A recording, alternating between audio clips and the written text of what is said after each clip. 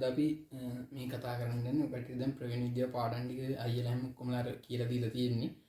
දැන් අපි කරන්න යන්නේ මෙතන මේ ප්‍රවීණ විද්‍යාව අවුරුදු 5ක වගේ ප්‍රශ්න සාකච්ඡා කරන්න යන්නේ විභවගතයි රචනා ප්‍රශ්න අහන්න පුළුවන් ඒවා. ඒ කියන්නේ අහලා තියෙන ඒවා කතා කරන්න යන්නේ. ඒකට ඔකට හිතා ගන්න පුළුවන් මොන වගේ කොටස් වලින්ද මේ ප්‍රශ්න දිගින් දිගටම අහලා තියෙන්නේ කියලා. ඒ වගේම තමයි අපි අර මල්ලි කෙනෙක් කලින් කරා MCQ එකක්. ඒකත් ඔය කට්ටිය බලන්න. දැන් මම අද කතා කරන්න යන්නේ 2015 ඉඳන් 2020 වගේ වෙනකන් මෙන්ඩල් නියම හා මෙන්ඩල් නියම වලින් අපගමනය වෙනවා කියන ඒ කොටස් දෙකට අදාළ ප්‍රශ්න තමයි අපි කතා කරන්න යන්නේ. හොඳයි. මුලින්ම අපි පටන් ගමු 2020 පේපර් එකෙන්. එතකොට 2020 පේපර් එක ගත්තොත් ඔය කට්ටියට ව්‍යුහගත එක බැලුවොත් 2020 ව්‍යුහගත එක කියන්නේ 2020 නව විෂය නිර්දේශ යටතේ තියෙන ව්‍යුහගත ප්‍රශ්නේ මෙහෙම ප්‍රශ්නයක් දීලා තියෙනවා හතරවෙනි ප්‍රශ්නේ විදිහට. මොකක්ද දන්නවද දීලා තියෙන්නේ? පළවෙනිට අහනවා අපෙන් ප්‍රවේණික පරීක්ෂණ සඳහා ගෙවතු මෑවල ඇති අභිමත ගුණාංග 4ක් සඳහන් කරන්න. හොඳයි. ඔය කට්ටිය මේක පළවෙනි කොටසේ යටතේ. ඒ විද්‍යාවයට තියෙන පළවෙනි කොටසේ කියන්නේ ග්‍රෙගර් මෙන්ඩල් ගැන හඳුන්වා දීමක් කියලා කරනකොට එයාගේ ශාකය පිළිබඳව ගෙවතුමෑ ශාකයේ ගුණාංග පිළිබඳව විස්තර කිරීමක් කරලා දෙනවා. ඒක යටතේ තියෙන පොයින්ට්ස් 4ක් තමයි මෙතන අහලා තියෙන්නේ. හොඳයි. මම දැන් ඒක උත්තර ටික මොනවද කියලා කියන්නම් කට්ටියට. පළවෙනි පොයින්ට් එක විදිහට කට්ටිය බලලා තිනවා ප්‍රතිවිරුද්ධ ගති ලක්ෂණ සහිත ප්‍රභේද ගණනාවක් පැවතී. දැන් මේ ප්‍රතිවිරුද්ධ කියන වචනයට පරස්පර කියන වචනේ දාලා තිබ්බත් ඒ කට්ටිය ලකුණු දීලා තියෙනවා. ප්‍රතිවිරුද්ධ එහෙම නැත්නම් පරස්පර ගති ලක්ෂණ රාශියක් සහිත ප්‍රභේද ගණනාවක් පැවතී. මේ රාශියක් කියන වචනේට තිබුණ ඒ කට්ටිය රාශියක් කියන වචනේ තිබ්බත් ලකුණු දීලා තියෙනවා නැත්නම් ලකුණු දීලා තියෙනවා. නඩු කට්ටිය ලියනකොට ඒ වචනේත් එක්කම ලියන්නේ ගොඩක් හොඳයි. කියන්නේ ප්‍රතිවිරුද්ධ නැත්නම් පරස්පර ගති ලක්ෂණ රාශියක් සහිත ප්‍රභේද ගණනාවක් පැවතී. දෙවෙනි පොයින්ට් එක විදිහට ඒ කට්ටිය බලලා තිනවා ජනන කාලයේ කෙටි වීම. ඒ කියන්නේ කෙටි ජීවන චක්‍රයක් තියෙන ශාකයක් තමයි ඒක. දැන් එහෙම වුණාම අපිට පුළුවන් ඉක්මනට මේ පරීක්ෂණවල ප්‍රතිඵල ලබා ගන්න. මොකද මල් පිපෙන්න යන කාලය අඩු වෙනවා.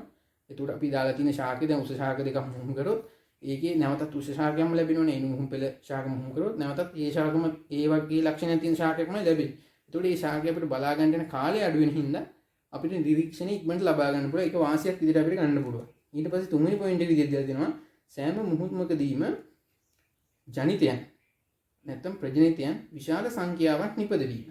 මෙතනදී සෑම මුහුම්කදීම කියන එකට ඒ කට්ටිය වචන තිබ්බත් නැත්නම් ලකුණු දීලා තියෙනවා. ඒක ලියන එක වඩා හොඳයි. සෑම මුහුම්කදීම ප්‍රජනිතයන් එහෙම නැත්නම් ජනිතයන් විශාල සංඛ්‍යාවක් නිපදවීම. හතරවෙනි පොයින්ට් එක අපි ගත්තොත් ශාක අතර සිදු කරන මුහුම නැත්තම් මුහුම් මුළුමනින්ම පාලනය කළ හැකි වී. අතන මුළුමනින්ම කියන වචනේ අනිවාර්ය නෑ. නමුත් ලියන්න ශාක අතර සිදු කරන මුහුම් මුළුමනින්ම පාලනය කළ හැකි වීම.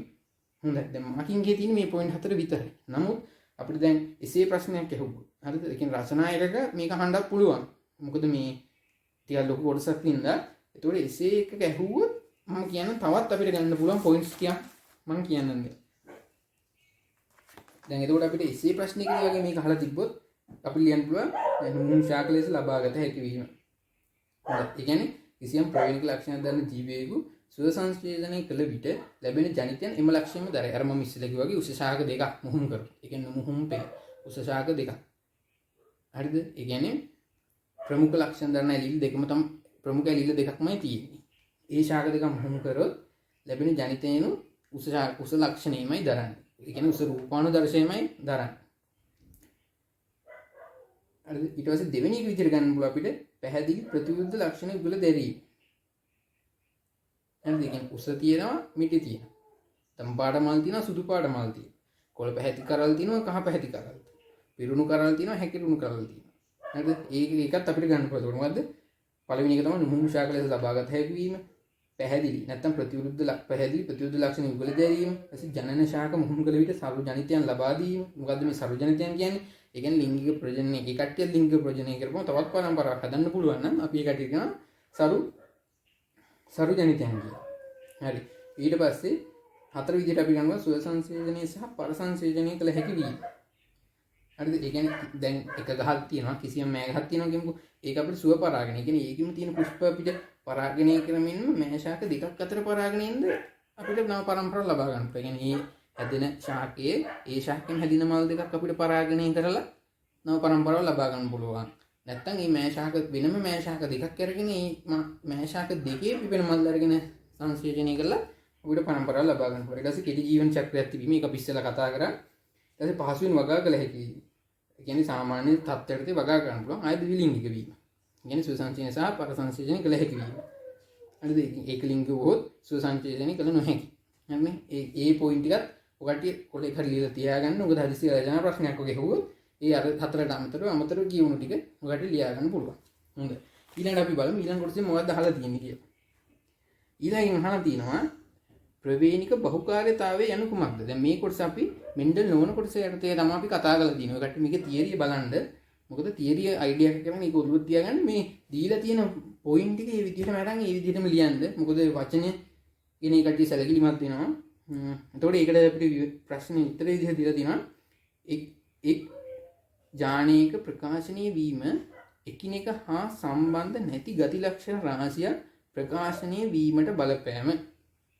ආයත ගන්න එක් ජානයක ප්‍රකාශනය වීම එකිනෙක හා සම්බන්ධ නැති ගති ලක්ෂණ රාශියක් ප්‍රකාශනය වීමට බලපෑම. එතකොට මේක තමයි ඒකේ උත්තරේ විදිහට කට්ටිය දීලා තියෙන්නේ. ඒකම ලියන්න කට්ටිය සැලකිලිමත් වෙන්න. ඒත් එක්කම අපෙන් අහනවා ආයන මිනිසාගේ දක්න ලැබෙන බහුකාර්යතාවය සඳහා නිදසුන් ටික. ඔන්න එක්සැම්පල් දෙකක් අහලා තියෙනවා. එතකොට ඒකට අපිට කියන්න පුළුවන් ඒ අපි අර වීඩියෝස් වල කටියට උගන්වලා තියෙනවා. එතකොට නෝට් වලක් තියෙනවා. මොකද්ද? සිස්ටික් ෆයිබ්‍රෝසිස් දෑගැති සෛල රෝගය. ඒකට දෑගැති සෛල රෝගය කියන එකට දීලා තියෙනවා. එහෙම නැත්නම් ඔකට සුපුරුද්දිත දෑගැති සෛල රක්තහීනතාවය කියන එක ලියන්න පුළුවන්. ඒ දෙකටම ලකුණු දීලා තියෙනවා. හොඳයි දැන් මේකේ ඔකට තේරෙනවා දැන් ඒ විභගත ප්‍රශ්නේ හතරවෙනි කොටසේ පළවෙනි කොටසේ දෙවෙනි කොටසේ තමයි මේ කොටස් දෙක අන්තර්ගත වෙලා තිබ්බේ. තව කොටස් තියෙනවා මේකේ. තව කොටස් තිබ්බා. එතකොට ඒකේ අහලා තිබ්බ වෙනම කොටස ප්‍රවීණ විද්‍යාවටම අදාළ මම දැන් මේ දෙක විතරයි කතා කරන්නේ. හරිද? එතකොට දැන් ඔයාලට හිතා ගන්න පුළුවන් නේද? දැන් තව දැන් මේකේ ව්‍යුහගත එක්ක අහන්න පුළුවන්. දැන් ප්‍රවීණික පරීක්ෂණ දා ගෞතමයා ශාකේ සුදුසුනේ කියලා හැම වගේම ග්‍රෙගර් මෙන්ඩල්ගේ පරීක්ෂණය සාර්ථක වීමට හේතු වගේ එහෙම අහන්නත් පුළුවන්. මොකද යා පරීක්ෂණ වාර්තාවල සටහන් කරා ඒව ළඟ තියාගත්තා. එකිනෙකට පරස්පර ලක්ෂණ අරන් මොහුම් කරලා පරීක්ෂණය සිද්ධ කරා. ඒ වගේ යා ගැන තිබ්බ විශේෂ කරුණු ටිකත් ඔය කට්ටිය මතක තියාගන්න. ඒවත් අහන්න පුළුවන්. හරිද? එතකොට දැන් මේකේ ප්‍රවීණික බහුකාර්යතාවය අහලා තියෙනවා. මේ වගේ ඉතින් ඔයකට අහන්න පුළුවන් ප්‍රතිපත්ති අහන්න පුළුවන්. එතකොට ලිංග නිර්ණය මොන හරි අහන්න පුළුවන් මේ වගේ. නැත්තම් තව ඔය තිබ්බනේ අපේ ගොඩක් જાති තිබ්බනේ. කියන්නේ බහුජානාවේනි ඒ වගේ ගොඩක් ඒවත් මේ අහන්න පුළුවන්. මොකක්ද ඒ කියන්නේ කියලා අහලා ඒකට උදාහරණ අහන්න පුළුවන්. නේද? ඒවත් හොඳට බලාගන්න. හරි. එතකොට 2020 ප්‍රශ්නේ අපි එතනින් නවත්තනවා. ඊට පස්සේ මම 2019 ප්‍රශ්නේ යනවා. 2019 ප්‍රශ්නේ ගැන කතා කරොත් 2019 ප්‍රශ්නේ අහලා තියෙනවා 2019 ප්‍රශ්නේ මම හිතන්නේ ව්‍යුහගතයේ හතරවෙනි කොටස තමයි මේකෙත් අහලා තියෙන්නේ. මේකෙත් ව්‍යුහගත එකක් තියෙනවා. එතකොට දැන් 2019 ප්‍රශ්නෙට යන්න කලින් මම 2020 දැන් රචනායකත් අපි බලමු. මොකද ඒක ගොඩක් හොඳයි. 2020 අර අපි කතා කරපුම ඒ කියන්නේ නව දිවිශයට තිබ්බ මේ රචනා මේ දෙවෙනි කොටසෙම බයෝ පේපර් එකේ ව්‍යුහගතයේ අහලා තිබ්බ එකක්. ඊට රචනායකයේ අහලා දෙනවා කිඩි සටහන් යටතේ. දැන් රචනාවකට දානවා ප්‍රශ්න හතර ඉන්න පුළුවන්. ඊට කිඩි සටහන් යටතේ අහලා දෙනවා අපි ප්‍රවේණීය පිළිබඳව. අපි ප්‍රවේණීය ඇති වෙන්නේ අපි අර ඉස්සෙල්ලා කතා කරා මොකද්ද බහුයානාවෙනි ඒ වගේ මොකද්ද මේ මෙන්ඩල් නොවන කියන මෙන්ඩල් නියම වලින් අපගමනය වෙන ප්‍රවේණී රටා යටතේ තමයි අපි ප්‍රවේණී කියන එකත් අයිති වෙන්නේ. ඒතකොට ඒක ගැන කෙටි සටහනක් ඒ කට්ටිය අහලා තියෙනවා. හරිද? ඒතකොට කට්ටියට පේනවනේ දැන් ප්‍රවේණී විද්‍යාව කියන්නේ යම්කිසි කොටසක් කියන වැදගත් කොටසක් අහන පාඩම විභගතෙත් අහලා තියෙනවා රචනත් අහලා තියෙනවා. අම අවුරුද්දෙ මහල් නැති වෙන්න පුළුවන් මේ දෙකටම. නමුත් අහන්න ඉඩ තියෙනවා. හොඳයි දැන් බලමු අපි ප්‍රවේණී කියන්නේ මොකක්ද කියලා. අපි ප්‍රවේණී යටතේ කට්ටිය පොයින්ට් 12ක් බලලා තියෙනවා. හරිද? දැන් මේ පොයින්ට් 12 ඒ කට්ටිය දීලාම තියෙන පොයින්ට් 12 කියන මේ පොයින්ට් 12 කට්ටිය අනිවාර්යෙන්ම කට්ටිය නෝට් එකේ නැති පොයින්ට් මේකේ තියෙනවා නම් මේකෙන් අරන් ඒකට දාගන්න. මොකද ලබන අවුරුද්දේ මේ මාකින් එකට අනුව හදයිද කියලා අපිට හරියටම කියන්න බෑ. හරි. ඊට පස්සේ අපි ප්‍රවේණී යටතේ පළවෙනි පොයින්ට් එක විදිහට අපිට දීලා තියෙනවා DNA අනුක්‍රමය. නැත්තම් ප්‍රවේණික කේතය. මොකද්ද DNA අනුක්‍රමණය නැත්තම් ප්‍රවේණික කේතේ හැර අනික් සාධක මගින් පාලනය කරන නිශ්චිත ලක්ෂණයට අදාළ නිශ්චිත රූපානුදර්ශ ඇතිවීම. හොඳයි. එතකොට ඒකට මෙතන මේ නිශ්චිත ලක්ෂණයට අදාළ කියන එකට තිබ්බත් ලකුණු දීලා තියෙනකොට ඒකත් එක්කම ලියන්න මම ආයෙ කියන්න DNA අනුක්‍රමණය නැත්නම් ප්‍රවේණික කේතයේ හැර අනෙක් සාධක මගින් පාලනය කරන නිශ්චිත ලක්ෂණයකට අදාළ නිශ්චිත රූපානුදර්ශ ඇතිවීම. එහෙම ලියන්න පුළුවන්. නැත්නම් තව කෙනෙක්ට මෙහෙම ලියන්නත් පුළුවන්. DNA අනුක්‍රමණය නැත්නම් ප්‍රවේණික කේතයේ හැර වෙනස් සාධක මගින් නිශ්චිත ලක්ෂණය පාලනය කිරීම. එහෙම සරලව ලියන්න පුළුවන්. දෙකටම ලකුණු හම්බ වෙනවා. දෙකම ලිව්වත් ප්‍රශ්නයක් නැහැ. හරි. ඒ කියන්නේ මොකද්ද? දැන් ඔය කට්ටිය හිතන්නකෝ දැන් අපි දන්නවනේ මොකද්ද? මේ තියෙන මොකද්ද? මිනිහාගේ දැන් මිනිසාගේ සෛල තියෙනවා. හරිද? මේ මිනිසා අතර විවිධත්වයක් තියෙන කොහොමද එක්කෙනෙක් තව කෙනෙක්ගෙන් වෙනස් වෙන්නේ? නිමුණුනත් වෙනස් වෙනවනේ. ඒ වෙනස් වෙන්නේ මේ සෛලයේ ඇතුළේ තියෙන න්‍යාස්තිය. මේ න්‍යාස්තිය ඇතුළේ අපිට කියනවා මොනවද තියෙන්නේ? ක්‍රොමැටින්. එහෙම නැත්නම් වර්ණ දෙහ තියෙනවා. දැන් මිනිසාගේ මේ වර්ණ දෙහ කීයක් තියෙනවද? න්‍යාස්තියක ඇතුළේ වර්ණ දෙහ 46ක් තියෙනවා. හරිද? එතකොට මේ 46 අපි කිව්වා ඉවල් මාතෘ ඒ කියන්නේ පියාගෙන් හම්බ වෙන 23යි මවගෙන් හම්බ වෙන 23යි. එතකොට මේකෙන් එන එක මේකෙන් එන එකට සමජාත වෙලා තමයි එන්නේ. හරිද? මේ වගේ සමජාත වර්ණ දෙහි යුගල් 23ක් තියෙනවා. එතකොට මේ 23 22ක් කලින් වර්ණ දෙහි වල එකක් ලිංගික වර්ණ දෙහි වලක්. අපි එහෙම කලින් පාඩම් වල කතා කරලා තියෙනවා. මම නිකන් මතක් කරේ ගැටියට. එතකොට දැන් මේකේ තියෙන මෙන්න මේ වර්ණ දෙහි. මෙන්න මේ වර්ණ දෙහි අපි කියන මෙන්න මෙහෙම තියෙනවා කියලා අපි ගමු. හරිද? මෙහෙම වර්ණ දෙහි තියෙනවා. එතකොට මේ වගේ මෙහෙම මෙතන තියෙනවා මොකද්ද කියන්නේ? පෙන්ටෝස් සීනි කාණ්ඩයයි ෆොස්ෆේට් කාණ්ඩය තියෙන එකෙන් කොඳුයට පෙළ කියලා අපි ඒක හඳුන්වනවා. මෙතනින් තියෙනවා නයිට්‍රජනීය භාෂ්ම. මෙතනින් හයිඩ්‍රජන් බන්ධන වලින් තමයි මේක බැඳලා තියෙන්නේ. හරිද? එතකොට දැන් මෙහෙම තියෙන එක. හරිද? මෙහෙම තියෙන. හරිද? අපි කියනවා මෙන්න මේ කොටස. මෙන්න මේ කොටස කිසියම් ඥානයක්. හරිද? මෙන්න මේ කොටස කිසියම් ඥානයක් කියලා කියනවා. හරිද? දැන් මේ ඥානය අපි හිතමුකෝ මොකක් හරි දැන් මිනිසාගේ ඇසේ වර්ණය හරි මම නිකන් කියන උදාහරණයක් විදිහට මිනිසාගේ ඇසේ වර්ණය හරි ඉසකෙස්වල වල වර්ණය හරි මොකක් හරි ප්‍රකාශ වෙන්න තමයි මේකේ තියෙන්නේ කියලා අපි හිතමුකෝ. හරිද? මොකක් හරි එහෙම මොකක් හරි අදාළ එන්සයිමයක් හදන්න ප්‍රෝටීන් එකක් හදන්න අදාළ ඥාන තොරතුරක් දෙන්න පුළුවන් ඥානය තමයි මෙතන තියෙන්නේ දැන් DNA එකේ. හොඳයි. දැන් මේකේ කියන විදිහට දැන් මේ DNA එකට පිටින් මොකක් හරි කාණ්ඩයක් ඇවිල්ලා සෙට් වෙනවා කියලා අපි හිතමු. පිටින් මොකක් හරි එකක් ඇවිල්ලා සෙට් වෙනවා. ඒ සෙට් වෙන එකකින් හින්දා එක්කෝ මේකෙන් වෙන ක්‍රියාවලිය කාර්යක්ෂම වෙන්න පුළුවන්. නැත්තම් බූස්ට් වෙන්න පුළුවන්. يعني හොඳට වෙනවා ඒක. හරිද? නැත්තම් ඒ ඇවිල්ලා සම්බන්ධ වෙන එකකින් හින්දා මේකෙන් වෙන ක්‍රියාවලිය ප්‍රකාශනීය වෙන්නේ නැහැ. ඒ කියන්නේ මේකෙන් එන්සයිමයක් නැත්නම් ප්‍රෝටීනයක් හදන්න RNA එකක් හදාගන්න බැරි වෙන තත්යකට මේකපත් කරනවා. හරිද? ඒකට තමයි මේ ඒ සිද්ධියට තමයි අපි මේ අභිප්‍රවේණී කියලා කියන්නේ. ඔය දෙකම වෙන්න පුළුවන්. හරිද? දැන් අපි හිතමුකෝ දැන් මේකේදී ඔය කට්ටියගේ සබ්ජෙක්ට් එකේ සිලබස් එකට දානවා නම් අර මෙතිල් කාණ්ඩ කියන ඒවා තමයි මේකට ඇවිල්ලා සම්බන්ධ වීමක් හෝ නැත්නම් ඉවත් වීමක් සිද්ධ වෙන්න පුළුවන්. හරිද? දැන් අපි හිතමුකෝ මෙහෙම ඇවිල්ලා මෙතිල් කාණ්ඩය සෙට් වුණා. මම මෙහෙම ටැග් එකක් ඔය දාන්න. මේ මෙතිල් කාණ්ඩය.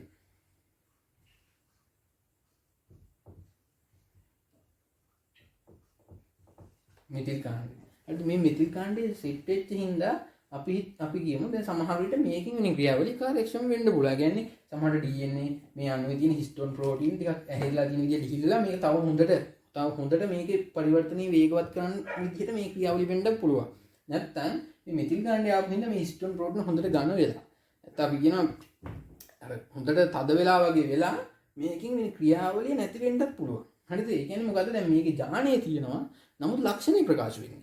දැන් මෙන්ඩල් කිය විදිහට ඥානය තියෙනවා නම් එනක දැන් අපි කියමු උස ශාක දෙකක් මොහොන් කරොත් උස ශාකයක්ම ලැබුණා. ඒකේ ආයේ අපිට දැන් උස ශාකෙකුයි රතු මල් තියෙන ශාකෙකුයි උස ශාකෙකුයි රතු මල් තියෙන ශාකෙකුයි දෙකම මොහොන් කරනවා. ඒතකොට ලැබෙන්න ඕනේ උස ශාකයකේ රතු මල් තියෙන ශාකයක්මයි. හරිද? නමුත් මේකෙදි දැන් හිතන්න මේ මල් වල වර්ණයට දාලා එක මෙහෙම වුණොත් මල් කියන එකේ වර්ණය නැති වෙන්න හරි නැත්නම් මල් ඇති වෙන්න නැති වෙන්න හරි පුළුවන්. මේ වගේ අර නිෂේධනය කරන මෙතිල් කාණ්ඩයක් ආවොත්. හරිද? දැන් මෙන්ඩල්ගේ හිම උන්නේ නැහැ. හරිද? දැන් මේක එහෙම වෙනවා මිනිස් ඥාන තියෙන මිනිසාගේ සෛලවල මේ සිද්ධිය වෙන්න පුළුවන්. ඒකින්ද අපිට ඒකින්ද තමයි අපි මේක මේ මෙන්ඩල් නෝන නියමයටදී අපි මේක උගන්වලා තියෙන්නේ. මෙන්ඩල් නෝන ප්‍රවේණී සාධකය යටදී. එතකොට දැන් මම නිකම් මේ පැහැදිලි කිරීම කරන්නේ ඔය කට්ටියට ටිකක් අයිඩියා එකක් ගන්න ඕන හින්දා මේක විස්තරාත්මකව ඔය කට්ටියට උගන්වලා තියෙනවා. අර කලින් වීඩියෝස් වල මේ අයියලා උගන්වලා ඇති ඔය කට්ටියට. එතකොට මේ දැන් මේක අපි කියනවා එතකොට මේ වගේ කෑල්ලක විල සෙට් වෙලා මේක එක්ක සක්‍රිය වෙනවා වෙන්න පුළුවන්. ඒ කියන්නේ ස්විච් ඔන් වෙනවා කියලා සමහරව කියනවා. එතකොට එහෙම වෙන්න පුළුවන් නැත්තම් අක්‍රිය තත්ත්වයකට පත් වෙන්න පුළුවන්. ඒ කියන්නේ ස්විච් ඔෆ් වෙනවා වගේ ඒ වගේ ක්‍රියාවලියකට මේ වගේ යන්න පුළුවන්. එතකොට ඥානයක් තිබ්බත් එම ලක්ෂණ දාලා RNA එක සෑදීමට නොහැකි තත්ත්වයකට මේක පත් වෙනවා. ඒ කියන්නේ මේවා එකක් ඇවිල්ලා සෙට් වුණොත් එහෙම වෙන්න පුළුවන්.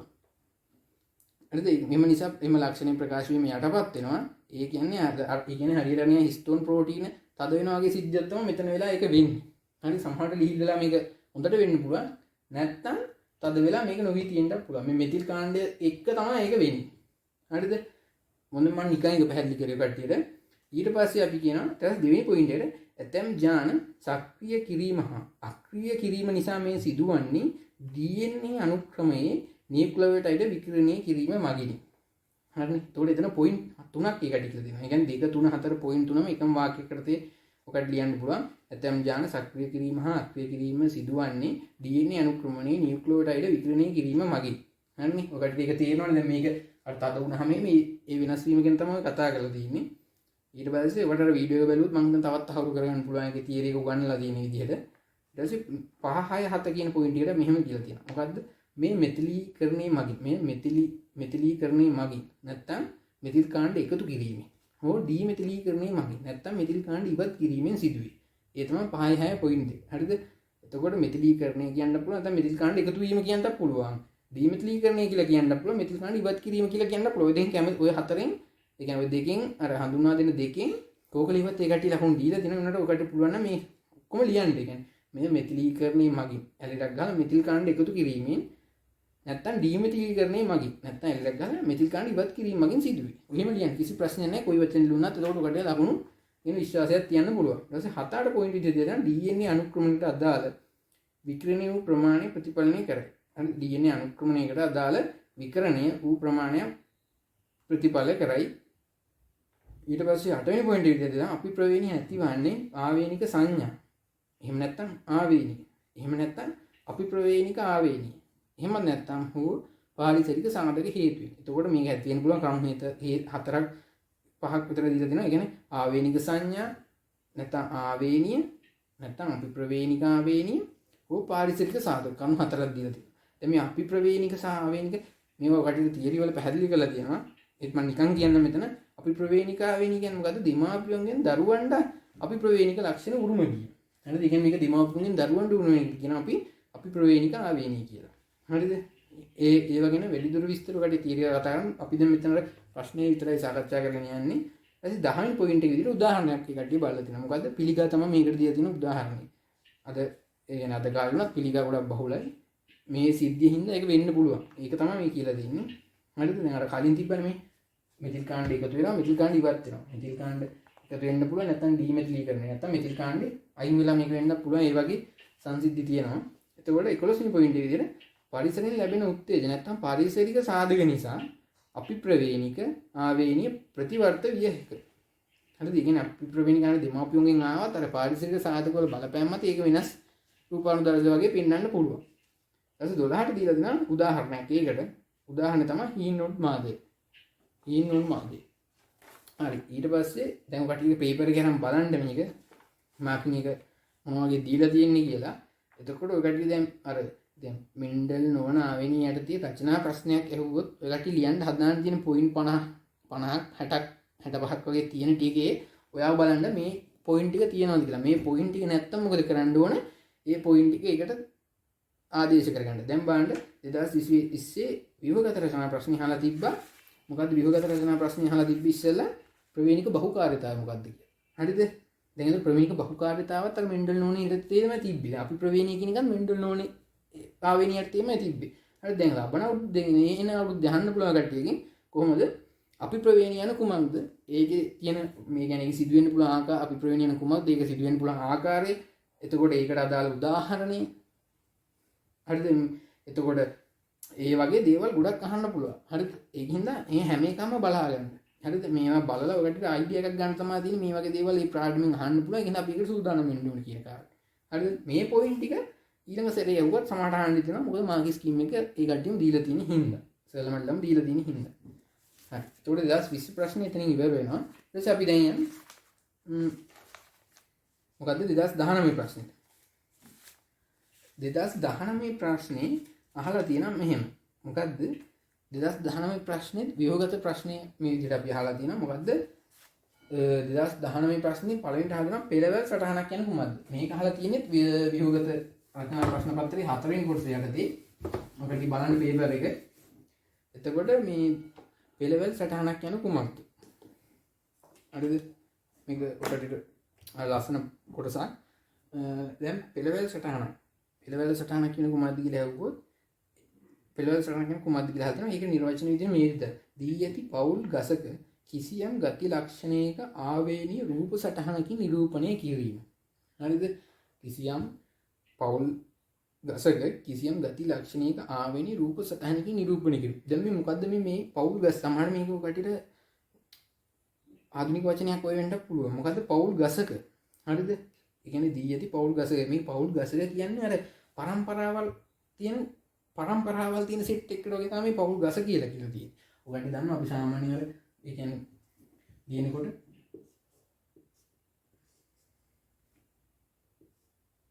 අර මෙහෙම අපි අර අඳින එකට තමයි ඔය පවුල් ගස කියලා කියන්නේ. හරිද? මේ වගේ අඳින එකට තමයි පවුල් ගස කියලා කියන්නේ. එතකොට අහලා තියෙනවා ගැටට මේ පවුල් ගසක නිර්වචන විදිහට දෙනවා දී ඇති පවුල් ගසක කිසියම් ගති ලක්ෂණයක ආවේනි රූප සටහනකින් නිරූපණය කිරීම. මේක මේ විදිහටම ලියන්න ඔය ගැටි කොහොම හරි මේක දැන් නෝට් එකේ ලියා ගන්න. නෝට් එකේ නැත්තම් පෙළවල සටහන යටතේ ඒ හැඳින්වීම කරන තැන් වල නැත්තම් ඒක ලියා ගන්න. හොඳයි. ඊට පස්සේ දෙවෙනි කොටස විදිහට අහලා තියෙනවා පෙළවල සටහනක් පිළියෙල කිරීමට අවශ්‍ය දත්ත මොනවාද කියලා. හරිද? ඒකේ උත්තරේ දීලා තියෙනවා පරම්පරා කීපයක කිසියම් ගති ලක්ෂණය. නැත්නම් ලක්ෂණ පිළිබඳව දත්ත. හරිද?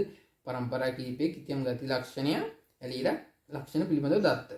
හරිද? ඔකට දන්නවා මේ ලක්ෂණ නැතුව අපිට මේක අඳින්න බෑනේ. ඒ කියන්නේ රෝගී පුද්ගලයා දැන් අපි රෝගී පුද්ගලයා නිරෝගී පුද්ගලයා. විවාහය සිද්ධ වෙනවා. ඊට පස්සේ දරුවන් නැති වෙනවා.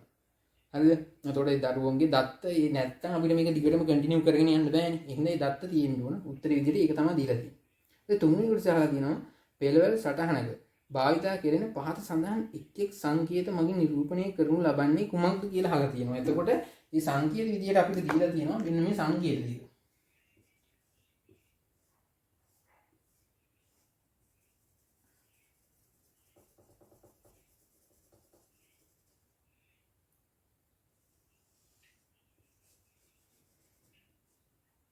මෙන්න මේ සංකේත ටික තමයි කට්ටිය අපිට දීලා තියෙන්නේ. හොඳයි. දැන් මම අහනවා මොකද්ද මේ සංකේත දෙකෙන් කියන්නේ සමහර නම් දැනටමත් දන්නේ නැති මේක. මොකද පාඩම් වලට මේක උගන්වලා තියෙන හින්දා. හරි. මේකේ අපි කියනවා දැන් ওই කට්ටියට පුරුදු මේකේ මොකද්ද හැම වෙලාවෙම රෝගී පිළිමිය. මේ ඔකට දන්නවා. දැන් සාමාන්‍ය නිකන් ඇඳුත් අපි කියනවා ඒකට මොකද්ද? මෙයා නිරෝගී පිළිමි. මේ දෙක තමයි අහලා තියෙන්නේ. මේකට අපි කියනවා නිරෝගී පිළිමි. හරිද? එහෙනම් මෙයාට කට්ටිය මොකද්ද කියන්නේ? රෝගී පිළිමි. රෝගී පිළිමි කියලා කියන්නේ නේද?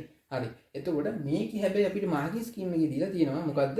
බලපෑමට ලක් වූ. හරිද? මොකද්ද? බලපෑමට ලක් වූ එහෙම නැත්තම් රෝගී පිරිමි කියලා. හරිද? ඒතකොට ඔකට මේ දෙකම ලියන්න පුළුවන්. දෙකම ඒකට මේ දෙකෙන් කෝක ලියලා තිබ්බත් අපි ලකුණු දෙනවා. ඔකට පුළුවන් නම් දෙකම ලියන්න. ඒක කොහොමදත් හොඳයි. බලපෑමට ලක් වූ නැත්තම් රෝගී පිරිමි. ඊට පස්සේ මේකේ අපි දන්නවා දැන් ඔකට නිරෝගී පිරිමි කියන එකනේ මේ මැද පාට කළා නැතුව දීලා තිබ්බේ. රවුමෙන් කියන්නේ මොකක්ද? දැන් කොටුවෙන් කියන්නේ ඕන පිරිමි කෙනෙක්. මේ රවුමකින් කියන්නේ ගැහණු කෙනෙක්. ඒ කියන්නේ ස්ත්‍රියක්. හරිද? රෝගී ස්ත්‍රී කියන එකට ලකුණු දීලා නැහැ මේ කට්ටිය. හරිද? මෙතන දීලා තියෙන කට්ටිය සාමාන්‍ය ස්ත්‍රී කියලා තියෙනවා.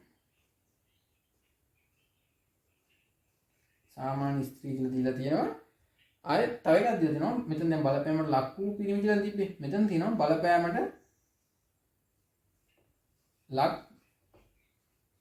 නොවු ස්ත්‍රී කියලා ලිව්වත් ඔකට දෙන්නේ සාමාන්‍ය ස්ත්‍රී නැත්නම් බලපෑමට ලක් වූ නොවු ස්ත්‍රී. හරිද? ඊට අමතරව ඉතින් ඔය කට්ටිය නිරෝගී ස්ත්‍රී කියන එකත් මෙතන ලියා ගන්න මාර්ක් ස්කීම් එක නැගී තිබ්බේ නැහැ මම බලනකොට කමන්නේ. ඔය කට්ටිය ඒ තුනම පුළුවන් නම් ලියන්න. මොකද්ද? නිරෝගී ස්ත්‍රී කියලා. ලියන්න. ප්‍රශ්නයක් නැහැ ඉතින්. හරි. එතකොට මේක මොකද්ද? අපිට කියන්න පුළුවන් මේකට දැන් මොකද්ද අපි කියන්නේ? දැන් සාමාන්‍යයෙන් රෝගී ස්ත්‍රී කියලානේ. අපි කියන්නේ මෙතන රෝගී පිරිමි එක්කනට ලකුණු දීලා තින්දා මෙතනත් රෝගී ස්ත්‍රී කියන කෙනාට දෙයි කියලා හිතන්න පුළුවන්. හරිද? දැන් අසාමාන්‍ය ස්ත්‍රී කියලා ලියන එක නෑ එච්චර සාර්ථක නෑ. මම කියන්නේ එක්ක බලපෑමට ලක් වූ ස්ත්‍රී. හරිද? බලපෑමට ලක් වූ ස්ත්‍රී කියලා ලියන්න නැත්නම් රෝගී ස්ත්‍රී කියලා ලියන්න. ওই දෙකක් කොහොමද ලියන්න පුළුවන්. රෝගී ස්ත්‍රී. හරිද? එතකොට මේ ටික ඔය කට්ටිය දැනගන්න ඕන. මේක නෝට් එකේ ඔය කට්ටියට මම මේ නිකන් වැඩිදුර විස්තරයක් විදිහට ඔය කට්ටියට මේ කිව්වේ. එතකොට උත්තරේ තමයි මොකද්ද? බලපෑමට ලක් වූ නැත්නම් රෝගී පිරිමි. දෙවෙනි එකට එන්නේ සාමාන්‍ය ස්ත්‍රිය නැත්නම් මොකද්ද? බලපෑමට ලක් නොවු ස්ත්‍රිය. නිරෝගී ස්ත්‍රිය කියලා ලියන්න ඒකත් ප්‍රශ්නයක් නෑ. හොඳයි. ඊට අමතරව දැන් මේකේ දැන් අපි වියෝගතික උත්තර විතරම කතා කරන්නේ නේද? කමන්නේ ඒ වුණාට මම මේකේ තව පොඩි වැදගත් කවුන්ට් ටිකක් කියන්න. මොකද්ද? මේක තව තියෙන්න පුළුවන් නේ මොන වගේ කියලාද? මේවා සමහර මේවා දැනගෙන ඉන්න එක කොහොමවත් හොඳයි. හරිද? දැන් එතකොට මේ දැන් ඔයාලට ඔය කට්ටියට මේක මේ වීඩියෝ එක යනකම වුණොත් මේකේ ෆොටෝ එකක් වැටෙයි. ඒක හොඳට නම් ඒ කියන්නේ වීඩියෝ එක පොඩ්ඩක් ස්ටොප් කරලා ඒක බලන්න. ගොන්ට් එක නැත්නම් නැද්දත් කරන එක ලියා ගන්න.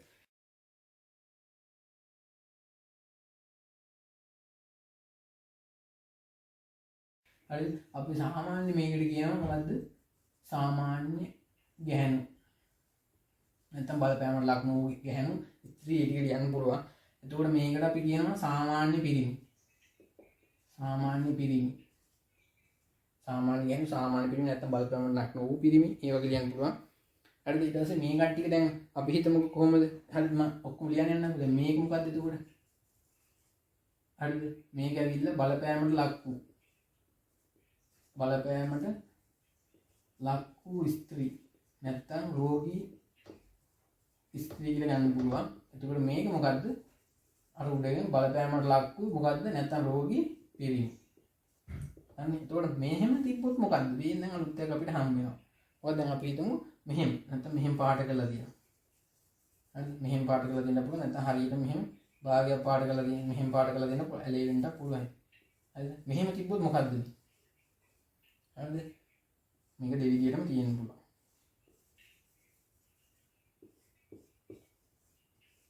හරි මොකද්ද මේ කියලා තියෙන්නේ? මේ දෙකෙන් කියලා තියෙන්නේ එක්ක මේකෙන් අපි කියන මේ වාහක ස්ත්‍රී. වාහක ස්ත්‍රී. ඒ කියන්නේ රෝගේ තියෙනවා ඒක පිටට ප්‍රකාශනය කරන්නේ නැහැ.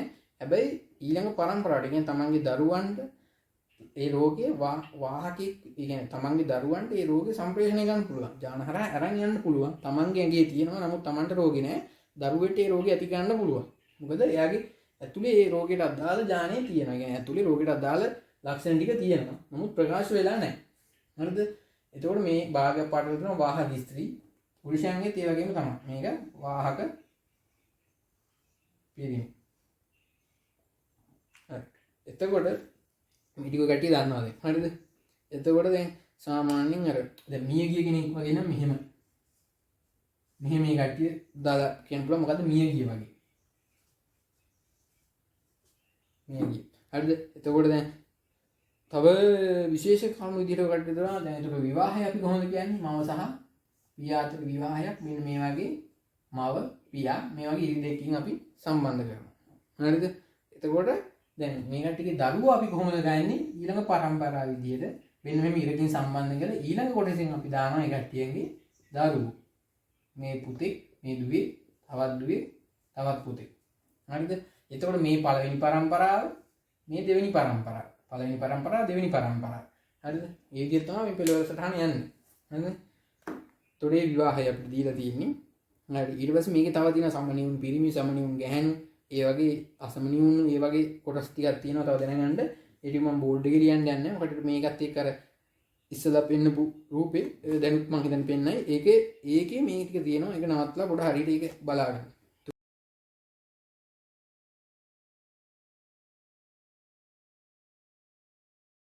ඒකට තවත් මේ ගැන අයිඩියා එකක් ගන්න පුළුවන්. හරිද? ඊට පස්සේ 2019 ප්‍රශ්නේ අපිට 2019 ප්‍රශ්නේ එතනින් අපිට ඉවර කරන්න වෙනවා. මොකද 4යි 5යි තව කොටස් තියෙනවා. අද තව B කොටස් තියෙනවා. ඒකේ ප්‍රවේණිතය ඉතිරි පාඩම් වලින් තමයි අහලා තියෙන්නේ. හරිද? ඒතකොට මේ කොටස ගැන අපි අද කතා කරන්න යන්නේ. දැන් අපි මෙතනින් ඉස්සරහට පේපර් වල මොනවද අපි තව අහලා තියෙන්නේ කියලා අපි බලමු.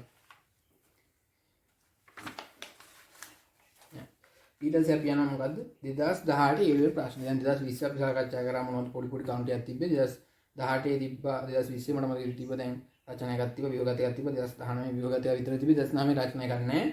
රචනා එකක් කියන්නේ මේ කොටසට අදාළව නැහැ. ප්‍රවීණ විද්‍යාවට අදාළව තියෙන්න පුළුවන්. එතකොට 2018 අපි දැන් යනවා ඊළඟට විභාගතිකේ නැහැ කියන්නේ මේ කොටසට අදාළ එකක් නැහැ.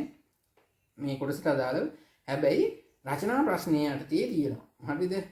මොකද්ද රචනා ප්‍රශ්නය යටතේ තියෙන්නේ? දැන් බලන්න මේ හොඳ රචනා ප්‍රශ්න බලන්න දැන් මේ රචනා ප්‍රශ්න මේ කොටසේ යටතේ විතර දැන් ප්‍රවීණ විද්‍යාව ගත්තාම ප්‍රවේණ විද්‍යාවේ කොටස් කීපයක් තියෙනවා. මෙන්ඩලියම් අපගමනය විකෘති තියෙනවා, අභිජන්‍ය සංසිද්ධිය වගේ අණුක ජීව විද්‍යාව ගැන තියෙනවා, ප්‍රෝටීන සංශ්ලේෂණ ගොඩක් සිද්ධි තියෙනවා. ඒ සිද්ධි වලින් මේක පොඩි කොටසක් වගේ තමයි මේ මෙන්ඩලියමයි මෙන්ඩල් නොවන ඒ කොටස අයිති වෙන්නේ. නමුත් ඒ වගේම බලන්න හැම අවුරුද්දම වගේ මොනවා හරි පොඩි හරි කොටසක් අහලා තියෙනවා. ඒ කියන්නේ ඔකට මේක අත්හැරින්න බෑ. හරිද? මේක අත්හැරින්න බෑ. අත්හැරින කොටසක් කියලා එහෙම අත්හැරින්න එපා. හරි අපරාධයක්. එහෙනම් මේක පුළුවන් තරම් සූදානම් වෙන්න. හරි. ඊට පස්සේ ප්‍රවේණ විද්‍යාවට තියලා තියෙන 9 වෙනි ප්‍රශ්නේ. ඔකට බලන්න 10 පේපර් එක අරගෙන 9 වෙනි ප්‍රශ්නේ. එතකොට 9 වෙනි ප්‍රශ්නේ කොටස් A කොටස තියෙනවා, B කොටස තියෙනවා. හරිද? කොටස් දෙකක් තියෙනවා. එතකොට B කොටසේ එක කොටසයි දෙක කොටසයි කියලා දෙකක් තියෙනවා. හරිද? දැන් A කොටසේ අහලා තියෙනවා හාඩි වයින්බර්ග් සමතුලිතය විස්තර කරන්න. හරිද? ඒක කට්ටිය වෙනම දවසක තමයි කතා කරන්නේ. වෙනම කෙනෙක් වෙනම යගෙන කතා කරයි. ඒක එතකොට කට්ටිය එහෙමකට මාකින් එක බලනකොට ඒකත් බලාගෙන යන්න. මතක් කරගන්න හැමදේම හැම වෙලාවෙම හැමදේම මතක් කරගන්න අර කටපාඩමම වගේ කරනවා කියලා කරගන්නත් එපා. මේවර හැම වෙලාවෙම කියවන්න. එතකොට ඔය කට්ටියටම තේරෙයි මේවර කියවන්න මේවර ටිකක් Tamanda පොඩි පුරුදු ගතියක් දැනෙනවා. එහෙම කරලා කොහොම හරි මේක කරගන්න. මොකද ගොඩාක් අර ස්ට්‍රෙස් එකෙන් පාඩම් කරන්නත් යන්න එපා. තව ටික කාලේ තියෙන හින්දා වැඩ කරන්න අර ස්ට්‍රෙස් වෙන්න එපා. මතක් කරගෙන කියව පුළුවන් තරම් ඉන්න බෑ. පුළුවන් පරිම කාලයක් වැඩ කරන්න මේ දවස් ටිකේ.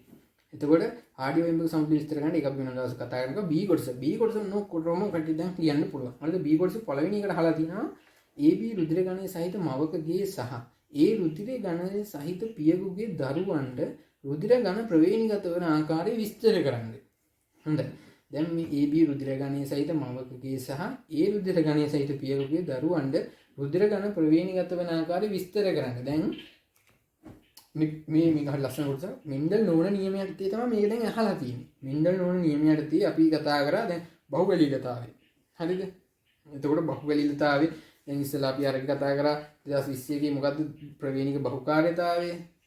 2020 එකේ ප්‍රවේණික බහුකාර්යතාවය ගැන කතා කරා. එතකොට තව අපි ප්‍රවේණික ගැන කතා කරලා දැන් 2018 අපි කතා කරන්නේ නම් බහුබලීයතාවය. බලන්න එක කොටසකින් ඕනෙකින් අහන්න පුළුවන්. එහෙනම් මේ කොටස් ඔක්කොම සූදානම් වෙන්න. මෙන්ඩල් නෝන නියමයට තියෙන බහුකාර්යතාවය සඳහා උදාහරණ ලෙස තමයි මානව ABO රුධිර ගණන. මානව ABO රුධිර ගණනාවෙන් අපි කතා කරලා තියෙනවා. ඒක අර වීඩියෝ වල අයියෙන් කතා කරලා ඇති. ඒකත් බලන්න. මේක ඔයාලට තේරුම් නැත්නම් ඒක බලන්න. දැන් මම මෙතන පොයින්ට් එක විතරක් කියාගෙන යන්නේ නැහැ.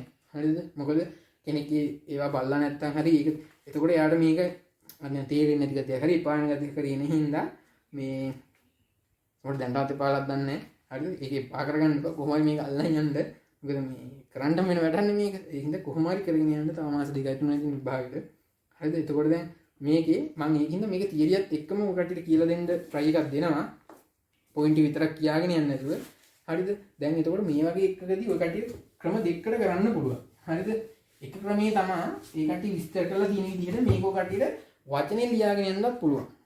වචනෙන් ලියාගෙන යන්න පුළුවන්. අපිට සාමාන්‍ය කතා කරන භාෂාවෙන් වගේ ලියන්න යන්න පුළුවන්. නැත්තම් තව කෙනෙක් එහෙම අකමැති නම් තව කෙනෙක්ට පුළුවන් මේක මුහුමක් විදිහටම කරගෙන යන්න. දැන් ඔකට නෝට් සමහර මේක දෙවිදිහටම තියෙන්න පුළුවන්. නැත්තම් මුහුම විදිහට විතරක් තියෙන්නත් පුළුවන්. හරි. ඒකට ඔයාලට මෙහෙම විස්තර කරගන්න පුළුවන් වෙන්න ඕන.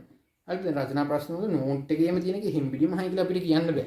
හරිද? සමහර පාඩම් දෙකේව කලවම් කරලා ඒ තියෙන කරුණු හිතලා උත්තර ලියන්න තියෙන මාගේ අවස්ථාව එන්නත් පුළුවන්. හරිද? උත්තර ගන්න ප්‍රශ්නයක් ඔය આવොත් එහෙම වෙනවනේ. අපිට ලියන්න ඕන හිතලා කලින් මාගේ ස්කීම් වල නැත්තම්.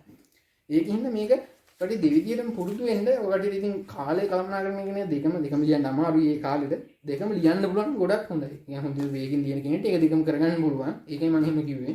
හරිද? එතකොට මම දැන් කතා කරන්නේ මේකේ පළවෙනි කොටසේ මේ AB රුධිර ගණන සීන් එකේ අහලා තියෙන පොයින්ට් 23. හරිද? මම ලොකු ගානක් පොයින්ට් තියෙනවා 23ක් තියෙනවා. හැබැයි ඔකට තේරෙයි ඒක මහා ලොකු පොයින්ට් ගානක් නෙමෙයි මේක ලියාගෙන යනකොට කිය. හරිද? මම දැන් කියන්නම්. හරිද? දැන් ඉස්සෙල්ලාම දැන් මොකද්ද අපි දත්ත ටික ලියාගමු. දැන් ඔකට දන්නවා මවගේ මොකද්ද? AB රුධිර ගණන සහිත මවකගේ. හරිද? මවට තියෙන මොකද්ද? AB රුධිර ගණන. හරිද? මව. ඊට පස්සේ පියාට තියෙනවා මොකද්ද? A රුධිර ගණන සහිත P. හරිද? A රුධිර ගණන සහිත පියා A රුධිර ගණන තමයි පියාට තියෙන්නේ. පියාට A රුධිර ගණන සහිත P. හරිද? එතකොට ඔකට තේරෙනවා දැන් මේ දෙක ඔකට ලියාගන්න ඕන. හරිද? මේ දෙක ලියාගන්න. හරිද? එතකොට දැන් ඔකට දන්නවා මම නිකමට මතක් කරන් යන්න මේ වගේ ප්‍රවේණි දර්ශ කොහොමද තියෙන්න පුළුවන් කියලා. රුධිර මේ තියෙන්නේ මොකද්ද? මේකේ රූපාන්තරසේනේ. රුධිර ගණන කියන්නේ රූපාන්තරය. හරිද? මම දැන් නිකමට ඔකට කියන්න දැන් ඒ රුධිර ගණනේ තියෙන කෙනෙක්. හරි රුධිර ගණන හතරෙන් මෙහෙම කිව්ව A තියෙන්න පුළුවන් B තියෙන්න පුළුවන් AB තියෙන්න පුළුවන් ආය O තියෙන්න පුළුවන්. හරිද? මම දැන් කියනවා A තියෙන කෙනෙක්ට තියෙන්න පුළුවන් රුධිර ගණන වල ප්‍රවේණි දර්ශය තමයි I කියලා අපි ගන්න එකේ නේද? මෙහෙම තියෙන්න පුළුවන්. I capital A I capital A මේක තියෙන්න පුළුවන්. නැත්තම් I capital A තියෙනවා ඒත් එක්ක simple I තියෙන්න පුළුවන්. හරිද? ඔය දෙකම තියෙන්න පුළුවන්. B තියෙන කෙනෙක්ට මොනවද? I capital B I capital B. කියන්නේ මේ මොනවද? මේ ඇලිල දෙකක් තියෙන්නේ.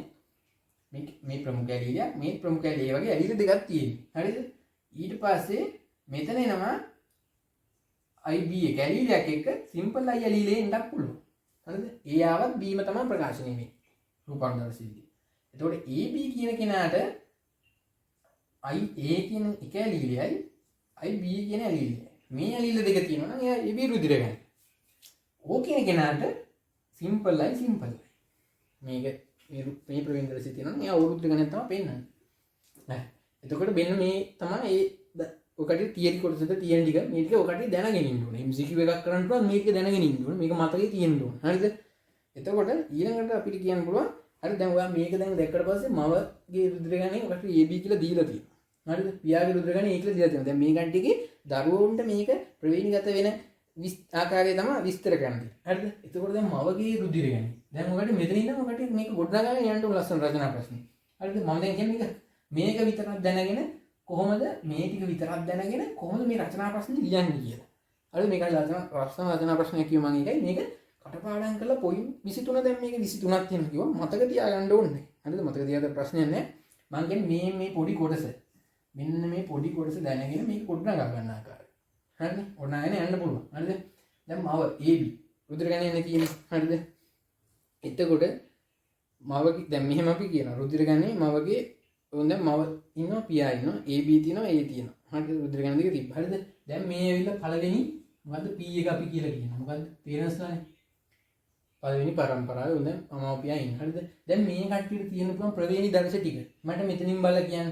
මේ කට්ටියට තියෙන පුළුවන් ප්‍රවේණි දර්ශ ටික මට මෙතනින් බලලා කියන්න. කොලයක් කරන් පට ගාලා ලියා ගන්න. හරිද? කොහොමද?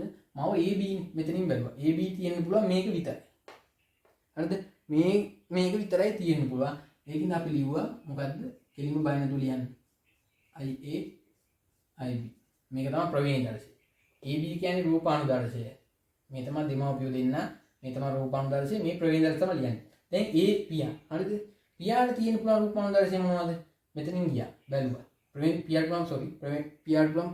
පියාට තියෙන පුළුවන් ප්‍රවේණි දර්ශය දෙක මොනවද? මෙන්න මේ ප්‍රවේණි දර්ශය තියෙන්න පුළුවන්. හරිද? එතකොට මෙතන දෙකක් තියෙනවා. දැන් කාට හරි අහන්න පුළුවන් ප්‍රශ්නය මේ දෙකෙන් කෝක දෙන්නේ? හරිද? අපි දන්නේ. හරිද? මේ දෙකෙන් කෝක දෙන්නේ කියලා අපි දන්නේ. මේකට කියලා නෑනේ. මෙයා මේ ප්‍රවේණි දර්ශය තියෙන කෙනත් එක්ක පියා මෙහෙම වෙන්නේ කියලා එහෙම කියලා නෑ. ඒ නිසා අපි දෙකම සලකලා දැන් මේ ගාන ඉස්සරහට කරගෙන යන්න ඕනේ. හරිද? මුලින්ම මම ගන්නවා IA කැපිටල් A දෙකක් තියෙන ඇලිල් දෙක. හරිද? මේව ගන්න. I capital A I capital A. හරිද? මේක තියෙන්නත් පුළුවන් මේක තියෙන්නත් පුළුවන්. හරිද? දැන් මම මුලින්ම සලකන්න යන්නේ මෙයා තිබ්බොත් මොකද වෙන්නේ කියලා තමයි අපි දැන් කතා කරගෙන යන්නේ. හරිද? ඊට පස්සේ දැන් මේ මෙන්න මෙහෙම තමයි තියෙන්නේ. හරිද? ඊට පස්සේ මම දැන් මේකේ මොකද්ද ගන්නන්නේ ජන්මාණු හදන්න යන්නේ. හරිද? ජන්මාණු හදන්න යනකොට මම මේ දැන් පොයින්ට්ස් නෙවෙයි කියන්න යන්නේ. හරිද? මේ ගාන එන විදිය තමයි ඔකට කියන්නේ. හරිද? ඇත්තටම මේක දැන් කියන්න ඕනේ නැහැ. නමුත් මේ වැඩිපුර පැහැදිලි කිරීම සඳහා තමයි කියන්නේ. ඔකට කර තියෙන වීඩියෝස් කලින් තියෙන ඒවා බලලා මේක තේරුම් ගන්න පුළුවන්. හරිද? ඊට ජන්මාණු G එක. හරිද? දැන් මෙතන ඇලිල දෙකක් තියෙනවානේ. එතකොට මෙන්ඩල්ගේ නියම වලට අනුව විප්ලවීය නියම වලට අනුව මේ ඇලිල දෙක ජන්මාණු දෙකකට යනවා. හරි. අපි මෙහෙම කියමු. එතකොට එක ජන්මාණුවක් තියෙනවා මේ A ඇලිලේ ගිහිල්ලා. තව ජන්මාණුවක් තියෙනවා B ඇලිලේ ගිහිල්ලා. හරිද? දැන් ජන්මාණු දෙකක් හැදුවා. හරිද? ජන්මාණු දෙකක් හැදෙනවනේ. එහෙනම් මොනවද? ප්‍රතිශත කොහොමද දෙන්නේ? 150නේ. හරිද? මේක අනුපාතයක් විදිහට ලියන්න පුළුවන්. එකට එක කියලා ලියන්නත් පුළුවන්. හරිද? දැන් මේව අනිවාර්යෙන් වටේ ලියන්න ඕනේ. මේවට ලකුණු. දැන් මේක පොයින්ට් එකක් 150. මේක එක පොයින්ට් එකක්. මේ 50 කියලා ලියන එක. නැත්නම් එකට එක කියලා ලියන එක එක පොයින්ට් එකක්. එක ලකුණක් විදිහට ඒකට කවුන්ට් කරනවා. ඒකින්ද ඒව අනිවාර්යෙන් ලියන්න මතක තියාගන්න. මේවා ලියන්න තු ඉස්සරහට යන්න එපා. හරි? මේ ආකෘතිය මතක තියාගන්න. ඊට පස්සේ දැන් ඕම් මෙයාගේ හදන්න යනවා. පියාගේ ජන්මාණු පියා හදනවා. දැන් ඇලිල දෙකක් තියෙනවා. විප්ත වෙලා ලියපන්. එකම එකනේ හැදෙන්නේ. ඒ දෙකේම එකම ඇලිලනේ තියෙන්නේ. එහෙනම් දෙකම අයියේ නේ. IA නේ. එහෙනම් IA නේ. එහෙනම් දෙකක් කියලා තේරුමක් නැහැ. 100% කලන්නේ එකම ජන්මාන වර්ගය. ඒක මෙතන ලියුවා අනුපාතකින්. අනුපාතය 100% ඒකම තමයි හදන්නේ. හරිද? ඊට පස්සේ අපි දැන් ලියන්න යනවා මොනවද F මේ කටියේ ප්‍රජනිතය ලියන්න යන්නේ. දැන් ඉන්න දරුවෝ සෙට් එකට මොන වගේ ඉවත් තියෙන්න පුළුවන්. හරිද? දැන් මේ දෙන්න කියමු. හරිද? මම ඉතින් ඉන්න ගහලා ලියන්නම්. හරිද? මවයිගේ පියාගේ ශුක්‍රාණුව මවගේ ඩිම්බේ පියාගේ ශුක්‍රාණුව නිහා වෙන්නේ. ඒ දෙන්නගේ තියෙන්න පුළුවන් මේකයි සෙට් වුණොත් අපි කියනවා F එක විදිය වෙනවා. මොකද්ද? IA ආව මවගේ තාත්තගෙනුත් IA එක ආව. හරිද? හරි. ඒක හරි. දැන් මෙයා සෙට් වුණොත් තාත්තගේ මේකට IA තියෙන මේකට ඇලිලේට එතන එනවා IA එක තාත්තෙන් ආවා IB එක අම්මගෙන් ආවා. හරිද? මෙයා මෙයාත් එක්ක ගිහින් හදන්නත් පුළුවන් මෙයා මෙයාත් එක්ක ගිහින් හදන්නත් පුළුවන්. මෙන්න ඒක දෙවෙනියමින් එහෙම නේ කියන්නේ නේද? හරිද? ඒව මම නයි කියලා දෙන්න යන්නේ. එතකොට මේ දෙක තමයි ලැබෙන්නේ. හරිද? මේ තමයි. දැන් මේ දෙක කොහොමද ලැබෙන්නේ මේ දෙක? හරිද? එකට එක අනුපාතයනේ දැන් මෙතන මේ තියෙන මොනවද? ප්‍රවේණි දර්ශ දෙකනේ මේ තියෙන්නේ. දැන් F ලියලා තියෙනවා මෙතන තියෙන්නේ ප්‍රවේණි දර්ශ. ප්‍රවේණි දර්ශ. හරිද? ප්‍රවේණි දර්ශ ලැබෙනවා එකට එක අනුපාතය. අයි මේ ප්‍රවේණි දර්ශ දෙක වෙනස් ප්‍රවේණි දර්ශ දෙකනේ සමාන නැහැ. නැත්තම් අපි කියනවා 150 ගාන වගේ තමයි හම්බෙන්නේ. නේද? මේවා ලියන්න ඕන අනුපාත අනිවාර්යෙන්. හරිද? දැන් රූපානුදර්ශ මොනවද හම්බෙන්නේ? ඕන වැදගත් එක. රූපානුදර්ශ ඊළඟට අපි යනවා. රූපානුදර්ශ. දැන් මෙන්න මේක ඕම් බලන්න දැන් මේක විතරයි ඕනේ. මොන කිව්වා කලින්. දැන් මේක තියෙන කෙනා බැලුවා මෙතන මොකක්ද ඒ තියෙන්නේ කියලා. හරිද? අන්න ඒ. එහෙනම් ඒ රුධිර ගන්න. ඔන්න ඒ. මේක තියෙන කෙනා බැලුවා මෙතන කොතනද තියෙන්නේ කියලා. වෙන්න මෙතන තියෙන. එහෙනම් AB. අන්න බලන්න. දැක්කද? උඩ තිබ්බ රූපානුදර්ශ දෙකම ආවා. දෙමාපියන්ගේ රූපානුදර්ශ දෙකම ආයෙත් ආවා. හරිද? මොනවද? ඒ ආවා, ඒ රුධිර ගණය ආවා. ඒ රුධිර ගණය කියලා ලියන්නේ. ආයෙ AB රුධිර ගණය. මේ දෙක තමයි ආවේ. දැන් අපි ලියනවා මොකද්ද? ප්‍රවේණි දර්ශ ප්‍රතිශතය. ප්‍රතිශතය එකක් ලියන්නේ. 150යි 150යි. ප්‍රවේණි දර්ශ අනුපාත. කොහොමද? එකට එක. මේව අනිවාර්යෙන් ලියන්න පුරුදු වෙන්න. ප්‍රශ්නයක් නෑ ලිව්වා කියලා. කවදාවත් වැඩි වෙන්නේ. එකට එක ආවා. හරිද? ඒතකොට ඒකත් හරි. හරිනේ. දැන් ඔන්න බලන්න මේ දැන් ඔයා මේකෙන් කොටසෙන් භාගයක් ඉවර. එයි පියාට රුධිර ගණ දෙකක් තියෙන්න පුළුවන්. පියාට ප්‍රවේණි දර්ශ දෙකක් තියෙන්න පුළුවන්. මේ ප්‍රවේණි දර්ශයටදී එකක්. එක කොටසක් ගැන අපි සම්පූර්ණයෙන්ම සාකච්ඡා කරලා ඉවරයි. සම්පූර්ණයෙන්ම සාකච්ඡා කරලා ඉවරයි. මේක තමයි ඒ රුධිර ගණයේ සහිත පියෙක් හිටියානම් මෙතන. මෙන්න මේ රුධිර ගණ මෙන්න මේ ප්‍රවේණි දර්ශයේ තියෙන පියෙක් හිටියානම් මෙතන වෙන්න පුළුවන් සිද්ධිය මේ තියෙන. හරිද? ඊළඟට අපි මෙන්න මේ ප්‍රවේණි දර්ශයේ තියෙන පියෙක් හිටියොත් මොකද වෙන්නේ කියලා අපි කියාගෙන යන්න යන්නේ. දැන් මේ තියෙන ගාණින් භාගයක් ඉවරයි. හරිද? ඔය කට්ටිය දැන් මේක මෙහෙම ලිව්වා මෙතන පොයින්ට් තියෙනවා 10ක් 12ක් විතර. හරිද? දැන් මම මේක හදාගෙන දැන් මම කියන්නේ ඒ කට්ටිය වචන වලින් මේක ලිව්වා. ඔයා වචන වලින් මේක ලියනවා. කොහොමද වචන වලින් ලියන කෙනාට නම් මේ කලින් හදාගෙන ඉන්න වෙනවනේ. වචන වලින් ලියන කෙනෙක්ට නම් මේ පොයින්ට් කොහොමද ලැබෙන්නේ කියලා මම දැන් කියන්නේ. හරිද? ඔන්න පළවෙනි පොයින්ට් එක. හොඳට අහගන්න. මවගේ ප්‍රවේණි දර්ශය AB රුධිර ගණයේ ඇති බැවින් IA IB වේ. හරිද? මෙතන AB රුධිර ගණයේ ඇති බැවින් කියන එක වහන්න ඇතුළේ දීලා තියෙන්නේ. කියන්නේ අනිවාර්යෙන් ලියන්න ඕනේ නැහැ ඒක. නමුත් ලියන්න. මවගේ ප්‍රවේණි දර්ශය AB රුධිර ගණයේ ඇති බැවින් IA IB වේ. ඔන්න පළවෙනි පොයින්ට් එක. දැන් බලන්න පළවෙනි පොයින්ට් එක. වෙන්න හරිද? මවගේ රුධිර ගණයේ AB වෙන නිසා ප්‍රවේණි දර්ශය IA IB වේ. ඔන්න හරි. එක පොයින්ට් එකක් හරි. එකයි. හරිද? ඊට පස්සේ එකක් හරි. ඊට පස්සේ දෙවෙනි පොයින්ට් එක විදිහට දෙනවා ප්‍රවියාගේ ප්‍රවේණි දර්ශය IA වේ. අන්න දෙවෙනි පොයින්ට්. පියාගේ ප්‍රවේණි දර්ශය IA වේ. හරි. එතකොට දෙවෙනි පොයින්ට් එකත් හරි. තුන්වෙනි පොයින්ට් එක දෙනවා හෝ IA සිම්පල් I වේ. හරිද? ඒක තුන්වෙනි පොයින්ට් එක. දැන් මේ කොටසේ තුන්වෙනි පොයින්ට් එක නෑ. ඒක මිස් වෙලා තියෙනවා. නමුත් මෙතන තියෙනවා. හරිද? මොකද අපි ඊළඟ කතා කරන්න යන්නේ මේක ගැන. එතකොට මේ පොයින්ට් එක ඊළඟ එකේදී අපිට සෙට් වෙනවා. ඒකින්ද බය වෙන්න එපා. හරිද? ඒක මෙතන තියෙනවා. හරිද? එතකොට තුන්වෙනි පොයින්ට් එකක් තියෙනවා. හරිද? තුන්වෙනි පොයින්ට් එකක් තියෙනවා. ඒක ඊළඟට නැවතත් ලිය වෙනවා. ඒකට තුන්වෙනි පොයින්ට් එකක් තියෙනවා අතන. හරිද? එතකොට මවගේ හතරවෙනි පොයින්ට් එක තමයි මවගේ ජන්මාන IA වේ. හරිද? වෙන බලන්න මවගේ ජන්මාන. ඔන්න IA තියෙනවා. හරිද? මේ ජන්මාන IA තියෙනවා. ඔන්න හතරවෙනි පොයින්ට් එකත් හරි. හරිද? සහ IB වේ. එතකොට පස්වෙනි පොයින්ට් එක දෙනවා සහ IB වේ. ඔන්න පස්වෙනි පොයින්ට් එකත් හරි. හරිද? ඒ 150 බැගින් වේ. හයවෙනි පොයින්ට් එක විදිහට එකට දීලා තියෙනවා. ඒ 150 බැගින් වේ. ඇලීලා ගහලා දීලා තියෙනවා එකට එක අනුපාතය. හරිද? ওই දෙකෙන් කෝක ලිව්වත් හරි. හරිද? අපි දැන් මේ විදිහට ලියනකොට දෙකම ලියවිලා තියෙනවා. එතකොට බය නැතුව මේ දෙකට මොකද වෙන්නේ? 6 වෙනි පොයින්ට් එක මේ දෙකට මේ දෙකම අල්ලලා මේ සෙට් එක අල්ලලා අපිට 6 වෙනි පොයින්ට් එක හම්බ වෙනවා. ඒ කියන්නේ මේක ලිව්වත් හම්බ වෙනවා මේක නැතුව. නැත්නම් මේ 150 දෙක නැද එකට ලිව්වත් හම්බ වෙනවා. නේද? ඔයාලට මේ ඔක්කොම ලියන්න. කෝඩක් හොඳයිනේ. අපි දන්නේ නැහැ කෝකඩ දෙයිද කියලා. ඊට පස්සේ 6 වෙනි පොයින්ට් එකත් හරි. 7 වෙනි පොයින්ට් එකේ විදිහට දෙනවා. පියාගේ ප්‍රවේණි දර්ශය IA වන විට සියලුම ජන්මානු IA වේ. ඔන්න දැන් මේ ගැන කතා කරගෙන යන්නේ. පියාගේ ප්‍රවේණි දර්ශය IA වන විට සියලුම ජන්මානු IA වේ. ඔන්න හරි. 7 වෙනි පොයින්ට් එකත් අපි දීලා තියෙනවා. 7 වෙනි පොයින්ට් එක අපි දැන් ලියන්න තියෙනවා. ඒකට කියන විදිහ. හරිද? දැන් 8ට යනවා අපි. හරිද? 8 වෙනි පොයින්ට් එක විදිහට දෙනවා. එවිට දරුවන්ගේ ප්‍රවේණි දර්ශ විය හැක්කේ IA. ඔන්න හරි. මොකද්ද මේ 8 වෙනි පොයින්ට් එක? IA සහ IAIB. ඔන්න 9 වෙනි පොයින්ට් එක. හරිද? බලන්න ලස්සන ගාන යන හැටි. IAIB. ඉතින් 10 වෙනි පොයින්ට් එක ඒ එකට එක අනුපාතයි. නැත්තම් එනිරක් ගහලා 150 බැගින්. එහෙම වචන ලියනවා එහෙම ලියවෙන්නේ. දැන් මේකේ ඒ ඔක්කොම අන්තර්ගත වෙලා තියෙනවා. එහෙනම් බය නැතුව කට්ටියට 10 වෙනි පොයින්ට් එක මේකට හම්බ වෙනවා. එයි මේ ඔක්කොම කට්ටිය ලියලා තියෙනවා. හරිද? ඊට 11 වෙනි පොයින්ට් එක දාලා උන්ගේ රූපානුදර්ශ. නැත්නම් එනිරක් ගහලා රුධිර ගන්න. ඒ ඔන්න රුධිර ගන්නේ 1. මෙතන 11 වෙනි පොයින්ට් එක. ඒ හරිනේ. රූපානුදර්ශ. මම මෙතන ලියලා තියෙනවා. AB වේ. ඔන්න 12 වෙනි පොයින්ට් එක. හරිද? ඒ කියන්නේ ඕන්ගේ රූපානුදර්ශ ඒකට රුධිර ගන්න AB වේ. මේ තමයි ඒ කියන්නේ 11 12 පොයින්ට් දෙකේ මේ දෙක මේ chart එකේ වටේට වැටලා තියෙනවා. හරිද? ලකුණු දෙක හම්බ වෙනවා. ඉතින් 13 වෙනි පොයින්ට් එකට ඒ එකට එක අනුපාතයි. බලන්න මේ ප්‍රවේණි අනුපාතය. එකට එක. හරිද? බය නැතුව බලන්න මෙතන දාගන්න 13 වෙනි ඔන්න 13 පොයින්ට් එකට ලකුණු හම්බ වෙනවා. ඒ එකට එක අනුපාතය. අන්න හරි. දැන් මේ කොටස ඉවරයි. يعني මේ විදිහට ප්‍රවේණි දර්ශයේ තියෙන P එක ආවොත් දරුවෝ වෙන්නේ මෙන්න මේ විදිහට තමයි ඒ දරුවෝ වෙන පරම්පරාව අපිට සෙට් වෙන්නේ. දැන් බලන්න මේකේ පොයින්ට් 13 මම කියවනේ. හරිද? දැන් මම පොයින්ට් 13 මම මේ කොලේ ලියන්න තියෙනවා මාගේ ස්කීම් එකේ තිබ්බ එක. හැබැයි මේ මම දැන් කොලේ බලන්න නෙමෙයි මේක කටියට හදාන්න ගියේ. හරිද? මම මේක විතරයි මතකෙන් ලියාගත්තේ. ඊට පස්සේ ඉතින් දැන් මේක හදාන්න ගියේ. මේක මම මේ chart එක කල්පනා කර කර හදාන්න ගියේ. බලන්න මේ හදාන්න ගියපු chart එක ඇතුලේ පොයින්ට් 13ක් තිබ්බා. හරිද? හදාන්න ගියපු chart එක ඇතුලේ පොයින්ට් 23යි ඔක්කොම පොයින්ට් 23න් ඔක්කොම පොයින්ට් 23න් 13ක් තිබ්බා. හරිද?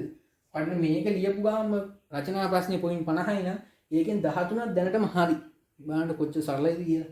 දැනටම මේක ඒක තමයි මම කියන්නේ ප්‍රවීණ විද්‍යාවකින් අත්හැරින්න එපා. හරි ලේසි. සමහරවිට තර්ක කර කර ඔකට මේ ගොඩනගා ගන්න පුළුවන් හරිම ලේසි. මේක දන්න මේක විතරයි ඕන පොයින්ට් 13ක් හරි. දැන් පොයින්ට් 23ම දැන් හරිනේ. මේක දන්නවනම් පොයින්ට් 23ම හදාගත්තා. දැන් මේක ලියලා වටිට ඕන වචනෙන් මම අර වචනේ දීලා තියෙන පොයින්ට් එක එහෙම කිව්වේ. හරිද? ඒ කට්ටිය වචනෙන් දීලා තියෙන එක දීලා තියෙනවා ඉස්සලා මාගේ ස්කීම් එකේ. ඊට පස්සේ හෝ නැත්තම් මේ වගේ අර මුහුමකින් දීලා තිබ්බත් ඒ කට්ටිය ලකුණු දෙන්න කියලා තියෙනවා. හරිද? ඒ කියන්නේ මෙහෙම ලියපු කෙනෙක්ට නම් කාලය ඉතුරු කරගෙන ලකුණු ටික ගන්න පුළුවන්. දැන් මේ පළවෙනි ටිකෙන් 23 වෙනි 13ක් හරි. බලන්න ලස්සන පොයින්ට් එක තියෙනවා. ඔය කට්ටිය ගෙදෙද්දි මේක තනියම ලියලා බලන්න. හරිද? මේක 203 සැරේ ලියලා බලන්න මේ ප්‍රවීණ මෙන්ඩල් නියම වලින් අපගමනය වෙන රටායට තියෙන සියලුම රෝග ආශිත මුහුම් ඒ වගේ සියලු මුහුම් ටික තනියම ලියන්න කොළ අරගෙන පුළුවන් නම් දවසක් වෙනම දාලා හරි කමන්නේ ඒක කරන්න. මොකද කවදා හරි කරන්න වෙන හින්දා දවසක් දාලා හරි කරන්න මේ කවදාවත් අපතේ යන්නේ නැහැ. හරිනේ? දැන් මේක හරිනේ එතකොට නේද? දැන් මම මේක මකන්න යන්නේ. හරිද? දැන් මම මේක ඔක්කොම මකන්නේ නැහැ. හරිද? දැන් මම මේක ඔක්කොම මකන්නේ නැහැ. මම මකනවා පියාගේ කොටස විතරයි. මොකද මවගේ කොටස වෙනස් වෙන්නේ නැහැ. හරිද? දැන් ඔය කට්ටිය විභාග පේපර් එකේ ලියනකොට දැන් මේක ලියලා ආයෙත් මුලින්දම මව පියා කියලා ලියලා මේ වගේ මුලින්ද ලියන්න යන්න ඕනේ. මම මෙතන ආයෙ ලියන්න ඕනේ නැති වෙන හින්දා පියාගේ විතරක් මකනවා මෙතන. හරිනේ? උඩ පියාගේ කොටස විතරක් මම මෙතනින් මකාගෙන යනවා. මේවත් වෙනස් වෙනවා.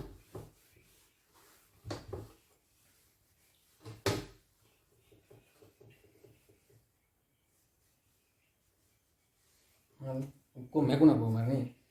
ඊට පස්සේ දැන් අපි බලමු ඊළඟට පියාගේ ඊළඟ එක මොකද්ද? ඕද අපි මේක හරි කිව්වනේ. දැන් මේක හරි. හරි. දැන් ඊළඟ ප්‍රවීණ දර්ශී තියෙන පියාට දෙවිදිහකට තියෙන්න පුළුවන්. ඕද ඊළඟ එක තියෙන. ඊළඟට තියෙන්න පුළුවන් I මේ විදිහට තිබ්බත් ඒමයි තියෙන්න පුළුවන්. ඉතින් අපිට දැන් මේ විදිහ ගානේ කොයි විදිහද කියලා නැති හින්දා අපිට මේ විදිහ එක්කනාගේ ටිකක් ලියාන යන්න වෙනවා. හරිද? දැන් ඊළඟට ජන්මාන මෙයාගෙන් හැදෙන්න පුළුවන් ජන්මාන මොනවද? මේක එකට යනවා. මේ ඇලිලේ ගලෙක තව එකට යනවා. එහෙනම් ඕන ජන්මාන දෙක. දැන් ඉස්සෙල්ලා එක ජන්මාන වර්ගයක් විතරයි හැදුනේ. දැන් මෙතන දෙකක් හැදෙනවා. ඒකින්ද ආයෙත් මේ තියෙනවා දෙකක් හැදෙන හින්දා මොනවද? 150 තමයි ජන්මාන ප්‍රතිශත හැදෙන්නේ. නැත්තම් එකට එක අනුපාතය. මේ දෙක ලියන්න ඕනේ. හරිද? ඊට පස්සේ අපි දැන් ලියන්න යන මොකද්ද? දරුවෝ සෙට් එක. දැන් මෙතන අපි P2 ජන්මාණු දෙවෙනි මුහුමේ ජන්මාණු මේකත් දෙවෙනි මුහුමේ දරුවෝ. ඒ දැන් කලින් මුහුම ඉවරයි. දැන් මේ අලුත් මුහුමක් තමයි මේ ඔක්කොම ලියන්නේ යන්න ඕන කට්ටිය. හරිද? ඊට පස්සේ මේ දෙන්න ආවා.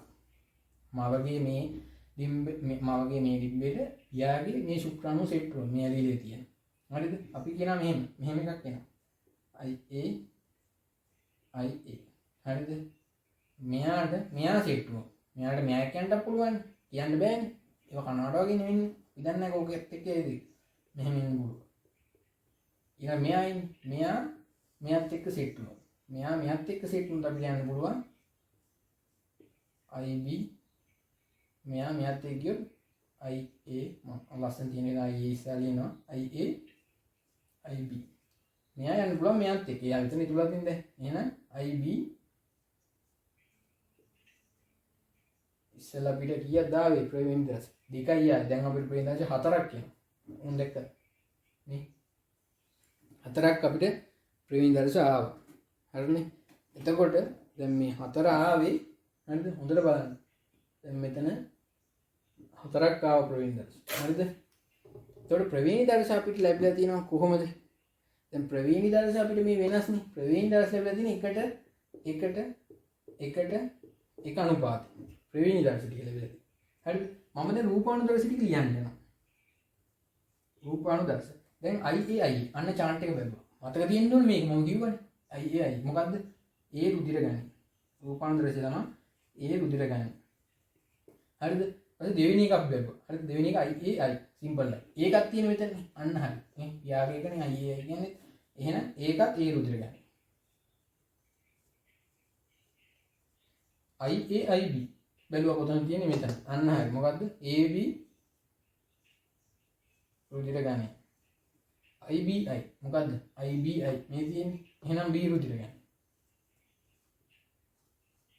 B රුධිර ගණන.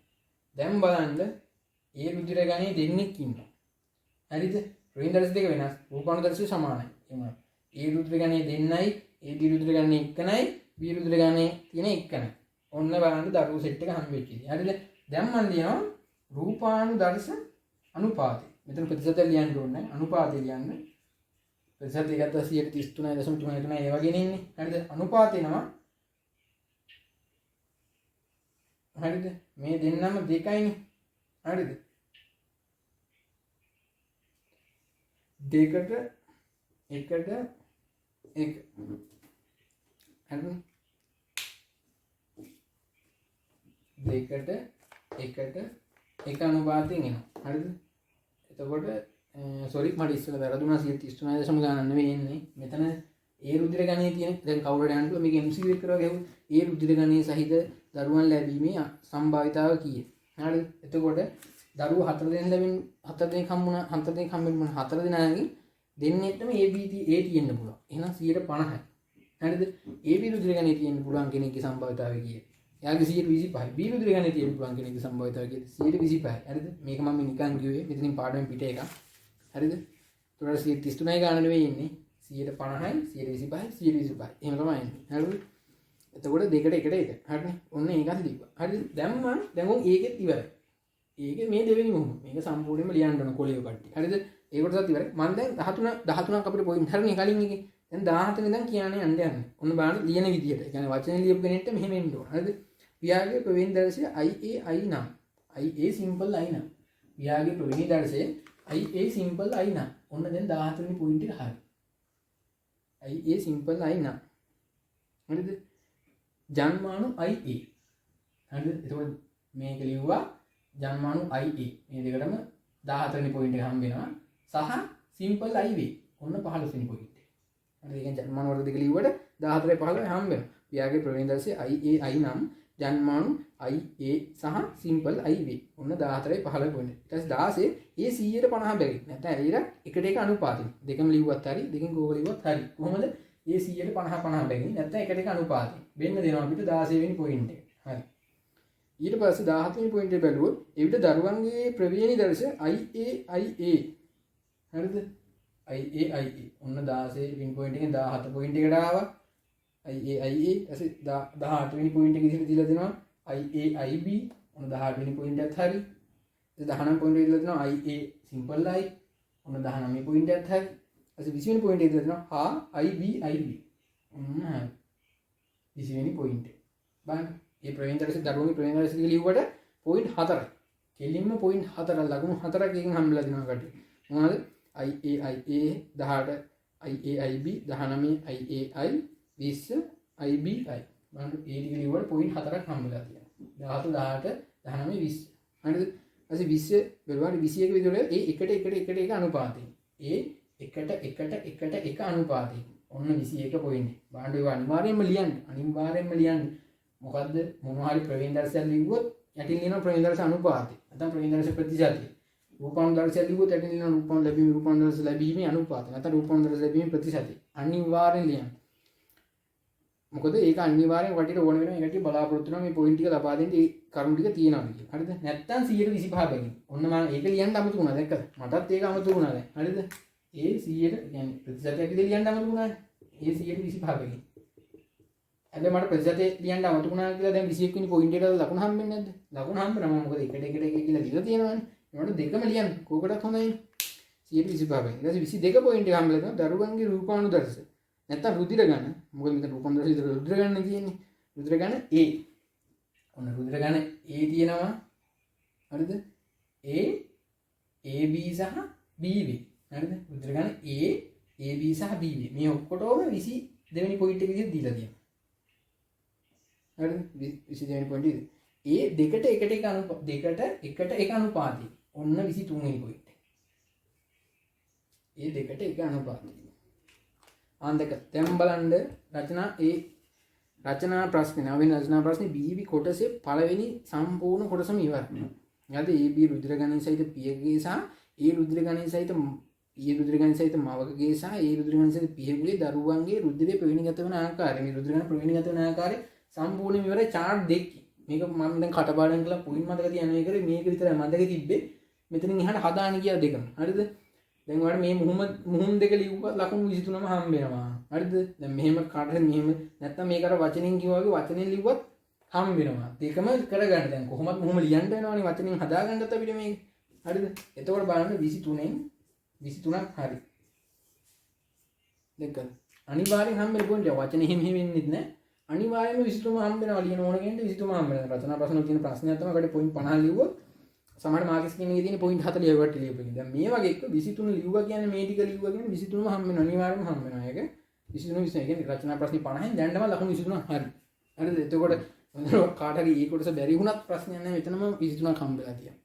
හරිද? හරිම වටින ප්‍රශ්නයක් බලන්න ප්‍රවීණ විද්‍යාව හරිම ලේසි. කොහොමද හොඳට අල්ලගන්න අතෑරින්න එපා. හරිද?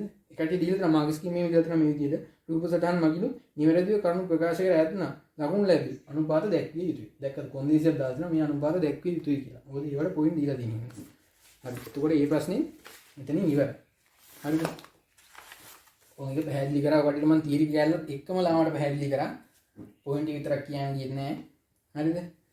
ඊට පස්සේ ඊළඟ කොටස අහනවා. දැන් 2018 මම කිව්වා A කොටස B කොටස දීලා තිබ්බා. B කොටසේ පළවෙනි කොටස තමයි දැන් කතා කරේ. B කොටසේ දෙවෙනි කොටස අහනවා. ABO රුධිර ගණ ප්‍රවේණිය මෙන්ඩලීය ප්‍රවේණීන් වෙනස් වන්නේ කෙසේදයි පැහැදිලි කරන්න. බලන්න පාඩම දැන් මම මුලින්ම මේක කරනකොටම කිව්වා මේක අහන්නේ මොකද්ද? මෙන්ඩල් නෝන කොටසෙන් තමයි මේ අහලා තියෙන්නේ කියලා. දැන් ඊළඟ එක අහනවා කට්ටිය. ABO රුධිර ගණ ප්‍රවේණිය මෙන්ඩලීය ප්‍රවේණීන් වෙනස් වන්නේ කෙසේදයි පැහැදිලි කරන්න. හරිද? දැන් බලන්න මේවා නිකන් අර උඩට ලියන්න පුළුවන් ප්‍රශ්නයක් තමයි. ඒකේ එතන ඒ කට්ටිය පොයින්ට් 7ක් බලලා දෙනවා. මේ පොයින්ට් 7ම ගන්න පුළුවන් පොයින්ට් 7ක්. හරිද? එතකොට මේ පොයින්ට් 7ක් ඉවර වුණාම බලන්න 23යි. කලින් එකේ 23යි 7යි. කීයද? ඔන්න 30යි. බලන්න. එතකොට 50න් 30ක්ම හරිද? 50න් 30ක්ම මේ B කොටසේ. B කොටසෙන් ගන්න පුළුවන් 50න් 30ක්ම. හරිද? ඔකට ඒ කොටස ලියා ගන්න බැරි වුණත් මම කියන්නේ ප්‍රශ්නයක් නැහැ. 50න් 30ක් කියන්නේ ලොකු ලකුණු සංඛ්‍යාවක්. හරිද? ඒ කියන්නේ 150ට ඇදුවොත් එහෙම ලකුණු 90. හරිද? කිසිම ප්‍රශ්නයක් නැහැ. හරි. සුපිරිම ප්‍රශ්නයක් මේක. ඒ කොටස බැරි වුණත් කමන්නේ. කාට හරි දැන් ඒකයි ඒකට මුලින්ම මේක අහන්නේ හාඩි වයින්බර්ග් සමතුලිතතාවය විස්තර කරනවා. මේක සමහරව දැක්ක ගාම මේක දන්නේ නැහැ කියලා අතෑරිනවා. හාඩි වයින්බර්ග් සමතුලිතතාවය දන්නේ අතෑරියා වෙන එකකට ගියා. වෙන එකක් ලියනකොට තමයි පොයින්ට් 10ක් විතර එළියා ගන්න පුළුවන්. හරිද? ඔක්කොම ලිව්වා.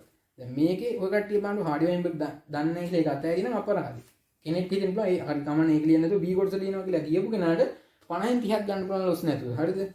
මාර වටින ප්‍රශ්නයක්. හරිද? එතකොට අරකට හාඩි වයිබර්ග්ට 20ක් ඔය හම්බෙලා තියෙනවා. නිකන් ලිව්වත් පොයින්ට් 5ක් ගත්තා 35ක් හම්බෙනවා ඒක.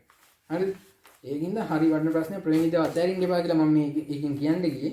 හරිද? ඊට පස්සේ මම පොයින්ට් එක දැන් කියන්න යනවා. පළවෙනි පොයින්ට් එක විදිහට අහලා තියෙනවා. මොකද්ද ප්‍රශ්නේ? ABO රුධිර ගණන ප්‍රවේණිය මෙන්ඩලීය ප්‍රවේණියෙන් වෙනස් වන්නේ කෙසේදයි පැහැදිලි කරන්න. පළවෙනි පොයින්ට් එක.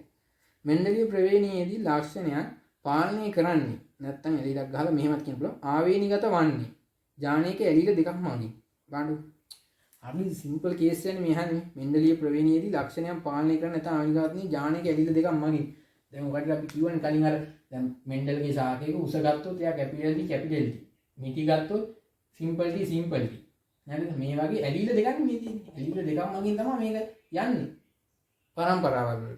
හරිද? ඒකට එක පොයින්ට් එකක් දෙනවා. දෙවෙනි පොයින්ට් එක ABO රුධිර ගණය ඇලිල 3ක් මගින් පාලනය වේ. නැත්තම් ආවේනිගත වේ. හරිද?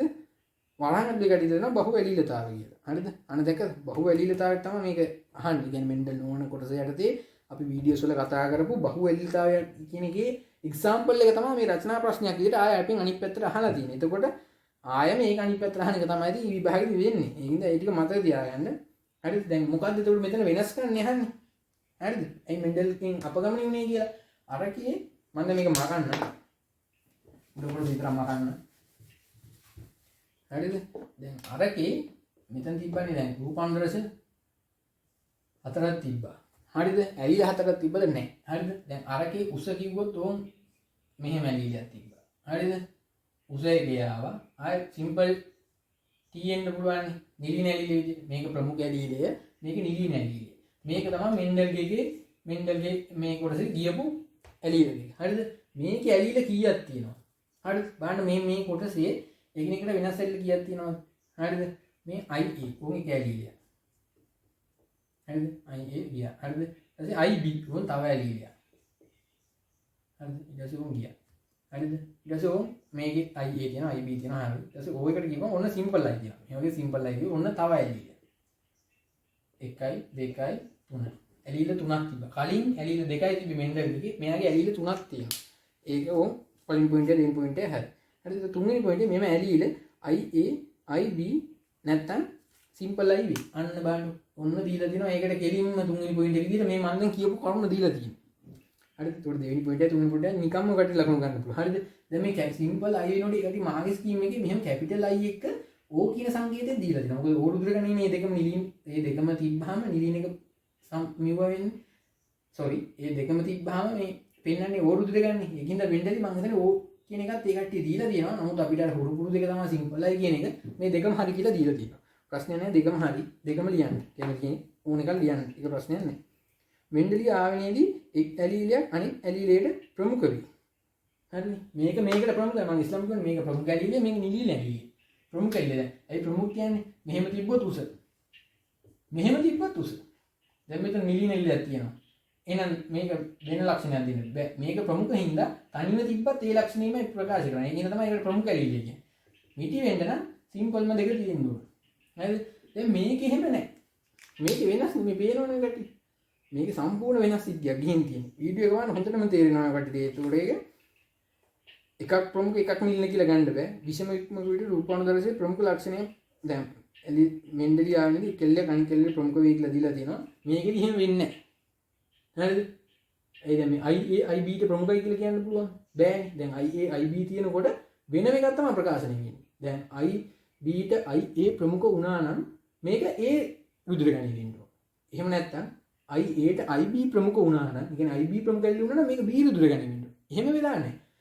IA IB ඇලිල දෙකම තියෙනකොට සම්පූර්ණ වෙනස් රූපාන්තරයක් ඇවිල්ලා තියෙනවා. හරිද? අන්න ඒ සිද්ධි ඒකින්ද තමයි මේක ඒ අරකට එක්ක කිසි සම්බන්ධයක් නැහැ. හරිද? මෙන්ඩලීයමෙන් අපගමනය වෙලා තියෙන්නේ. හරිනේ?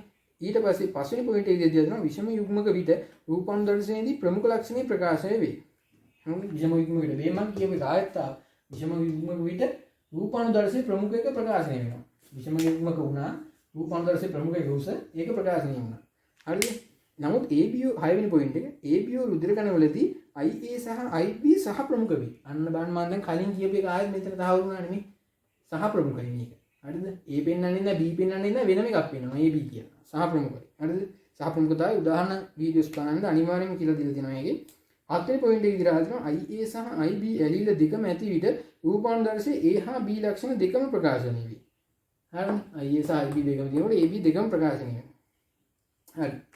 පොයින්ට් හත හරි. එතකොට ඔක්කොම B කොටසේ 50න් 30ක් තිබ්බා. මේ 30ම ගන්න පුළුවන් කියලා මම දැන් ඔකට තේරුම් කරවට තේරෙන්න ඇති මම හිතනවා. ඒ කියන්නේ දන්නේ නැති කෙනෙක්ට උනත් මේක මතකයි නම් මේ ටික හදාන්න ගියද හැකි 50න් 23ක් ගන්න පුළුවන්. එයාට දන්න කෙනෙක්ට 50න් 30ම ගන්න පුළුවන්. එතකොට ඒ කොටස ලියාගත්ත කෙනාට ඉතින් මේකෙන් සුපිරියටම 50න් ගන්න පුළුවන් 45ක් 48ක් හොඳට ගන්න පුළුවන් රචනා ප්‍රශ්නයක් මේක. හරිද? එතකොට ඒ කොටසත් ඉවරයි.